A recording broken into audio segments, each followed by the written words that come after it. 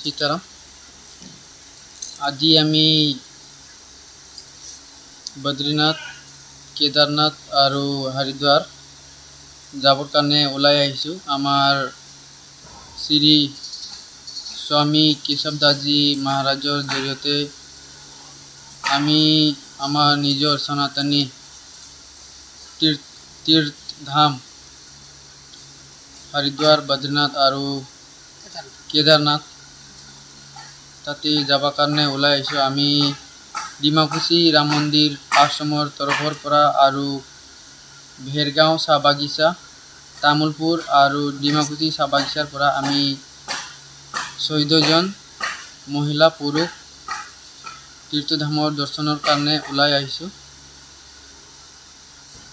এইটো আমাৰ দ্বিতীয়বাৰৰ কাৰণে আমি ওলাই আহিছোঁ। যোৱা বছৰো ইয়াৰ পৰা আমাৰ গুৰুজী স্বামী কেশৱ দাসৰ দ্বাৰা তীৰ্থধামৰ কাৰণে গৈছিলে। তেওঁৰ সহায় সহযোগত এই ব্যৱস্থা যিমানখিনি আছে গুৰুজীয়ে পাব।